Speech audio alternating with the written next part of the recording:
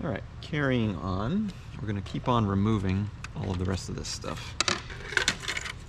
So, I'll get these things out of the way. So, on these old 430 racks, same as the IFD 440, there's 2 screws that hold the backplane on. And then on the left side of the backplane, there are 2 little fingers that hook in.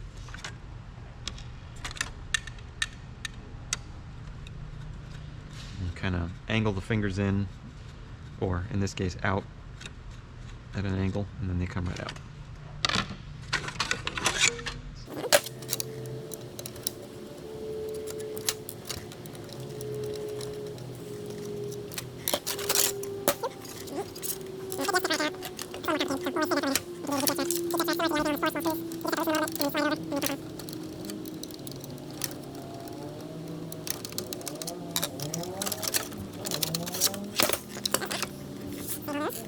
Now what I want to work on is getting this clamshell off of here.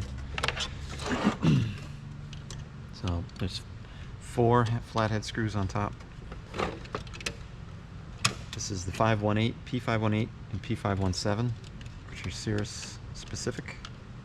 There are all the I/O stuff going to your the old Integra PFD. You go to your autopilot, some of it.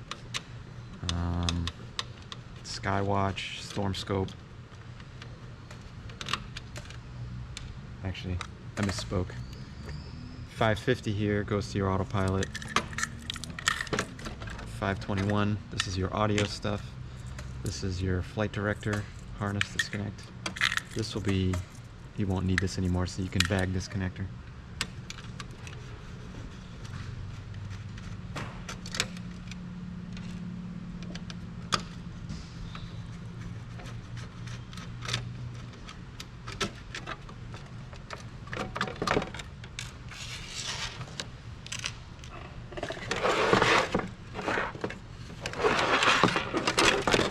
Bottom here, this is I forget what I think this is P520. This is your power input to the rack. So all of the power for the comms, for the transponder, goes through there.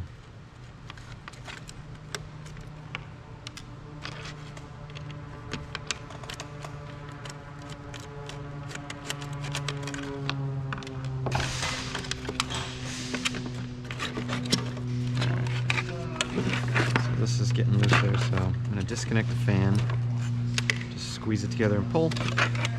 We've got some coax connectors in here, so we're going to pull all these coaxes off.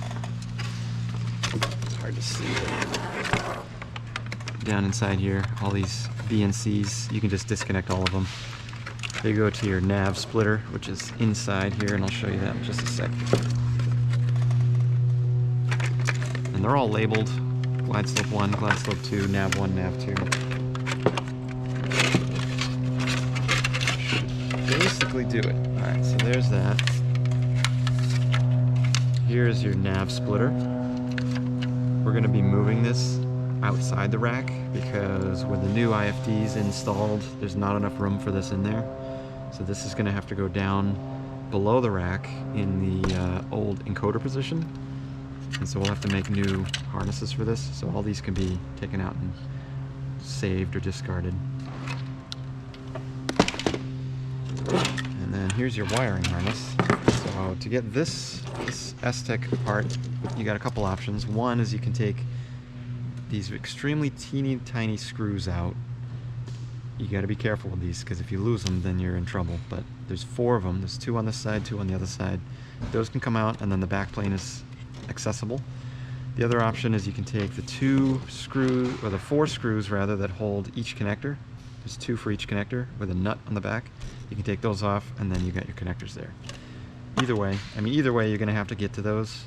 So if you want to use a long screwdriver coming in from the front, or if you just want to take these little ones off, and then you can get to them a little easier, your choice. But that's pretty much it apart. So then we can really start to do some work on this harness. And there's really not too much work that has to be done here. Obviously we gotta rework the transponder to match the new AXP322 that's going in. There's some audio wires that we're gonna wire to the new IFDs. We're gonna switch out the back planes. There's some other I/O stuff, some Ethernet that has to get put in for the Vantage, but I'll show you how to do all that in just a minute.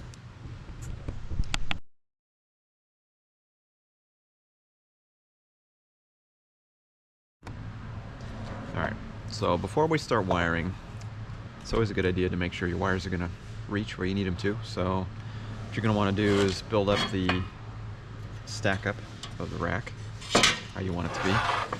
So for our purposes, we'll have